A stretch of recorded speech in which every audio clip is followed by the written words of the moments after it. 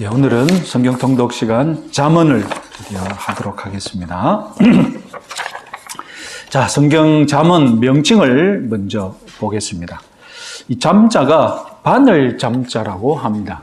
그래서 바늘 같은 말씀, 우리를 각성시키는 말씀, 지혜의 말씀, 교훈, 뭐 이런 뜻이 되겠죠. 잠언은 문자 그대로 뭐라고요? 바늘 같은 말씀이다.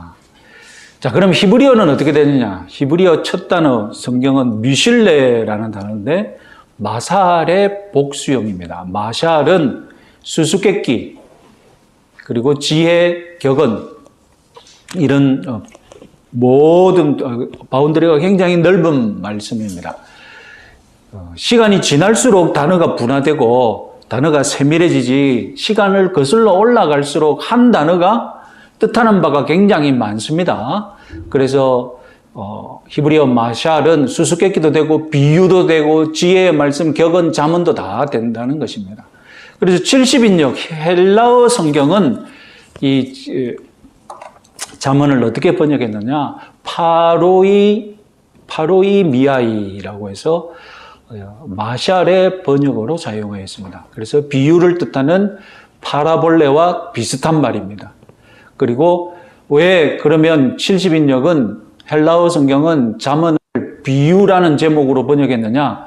고대에는 교훈이 다 비유로 많이 전해졌기 때문에 그렇습니다. 그래서 비유, 수수께끼, 잠언, 지혜 다 같은 말이 되겠습니다. 우리 요한복음은 아까 말씀드렸듯이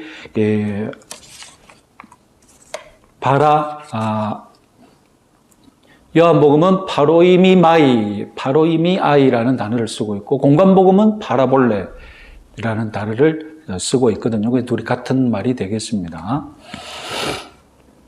자, 정경에서 위치, 정경성에 대해서 잠언은 흔들림이 없었지만 재밌게도 소수의 유대 랍비들은 잠언을 읽다 보면 앞 구절에 A라고 해놓고 다음 구절에서는 A가 아니다, 이렇게 모순된 말씀을 하는 구절들이 많거든요.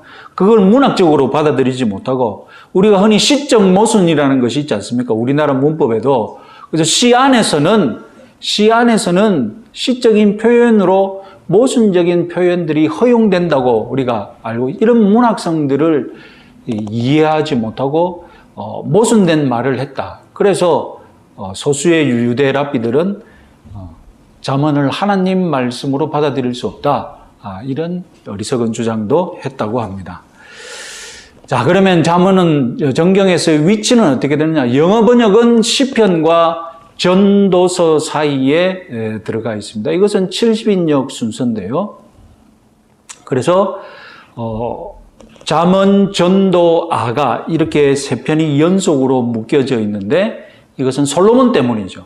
이 저자가 솔로몬이라는 전통적인 의견에 의해서 잠언, 전도, 아가는 70인역 영어 번역에서 같은 순서로 이렇게 묶여져 있습니다. 그럼 히브리어 성경에서는 잠언은 어떻게 되어 있느냐? 히브리어 성경을 크게 타나크라고 부른다고 시편에서 말씀드렸죠. 보시면 왜 타나크냐? 토라, 느비임, 케투빔, 이거 첫 글자를 따서 타나크라고 부른다고 했습니다. 그래서 시편 때 말씀드렸듯이 케투빔은 성문서라고 번역을 하고요. 이 안에 시편, 욥기, 잠언, 아가, 전도서, 에가서, 에스더, 다니엘, 에스라, 느헤미야, 역대기, 이 순서로 있습니다. 자, 재미있는 것은 히브리어 성경 이 성문서는 이 순서가 어떻게 전해졌느냐 보면 시편, 욥, 잠언, 룻, 이것은 양이 많은 순서대로 이 순서가 정해졌다라는 견해가 많고요. 그리고 가장 많이 인용되고 사람들에게 가장 많이 인용되고 중요한 순서로 이 순서가 정해졌다라고 흔히들 얘기합니다. 그리고 또 절기 때 사용되는 순서가 있는데요. 절기 때 그래서 절기 때 사용되는 두루마리들을 메길로트라고 부르는데 룻기서부터 77절에, 아가서는 6월절에, 전도서는 초막절에, 그리고 애가서는 음력 5월 9일, 아부월 9일에, 마지막으로 에스더서는 부림절에 이렇게 부릅니다. 그래서 이 순서는 메길로트의 순서대로 또 5개가 정해졌다, 이렇게 흔히들 얘기합니다. 그리고 또 재미있는 순서는 여성이라는 것을 주목해 보면요, 잠언 마지막 절은 현숙한 여인에 관한 말씀으로 끝납니다. 그 다음 장 이어서 룻기가 자리 잡고 있습니다. 룻은 룻기 안에서 현숙한 여인이라고 불립니다. 잠언 3장 11절 같이 한번 읽어보겠습니다. 그리고 이제 내 딸아 두려워하지 말라. 내가 네 말대로 네게 다 행하리라. 네가 현숙한 여자인 줄 나의 성읍 백성들이 다 아느니라. 지금 히브리어 성경을 여성이라는 키워드로 한번 알아보고 있는 겁니다. 그래서 잠언이 맨 마지막 장 현숙한 여인으로 끝나고 이어서 룻기가 나오고, 룻기가 끝나면 아가서가 나옵니다. 아가서는 주인공이 누굽니까? 대부분 여자가 부르는 시거든요. 이런 순서로도 또 볼 수 있다는 것입니다. 그래서 유대 마소라파 학자들은 시편, 욥기, 잠언을 시로 간주하고 해석하고 있습니다. 자, 저자와 연대에 대해서 잠시 말씀드리면, 잠언 1장 1절에 다윗의 아들 이스라엘 왕 솔로몬의 잠언이다, 이렇게 선포합니다. 그래서 솔로몬이 이 잠언의 제작자라는 주장을 하고 있습니다. 설득력이 있는 것이 열왕기상 3장에 무슨 내용이 있습니까? 솔로몬이 하나님에게서 지혜의 선물을 받았다, 구하고 받았다는 역사적인 사건이 있지 않습니까? 그리고 이어서 솔로몬 3장에 세기의 그 유명한 재판이 있습니다. 그리고 솔로몬 4장, 열왕기상 4장을 보면 솔로몬이 국제적인 명성을 얻죠. 이것은 나중에 뭘로 증명이 됩니까? 열왕기상 10장에 가면 스바 여왕이 솔로몬을 방문해서 지혜의 말씀을 듣는 것으로 증거가 됩니다. 그래서 그 결과 열왕기상 4장 32절에 뭐라고 되어 있느냐, 같이 한번 읽어보겠습니다. 그가 잠언 3000가지를 말하였고 그의 노래는 1005편이며, 그러니까 여기에 이렇게 성경 내적으로 솔로몬이 이 잠언을 남겼을 것이다 하는 것이 입증이 되고 있습니다. 그러나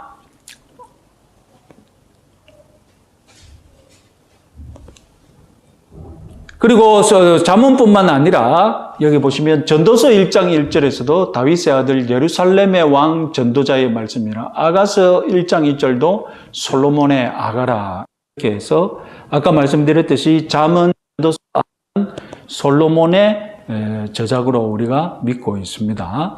랍비들의 전통에 의하면 솔로몬의 생애 3단계와 솔로몬의 제작들을 연결해서 뭐라고 말하느냐, 한 사람, 솔로몬입니다. 한 사람이 젊을 때 노래들을 작성하였고, 이것은 아가를 말합니다. 더 나이가 들어서는 격언식의 표현을 하며, 이것은 잠언을 말하겠죠.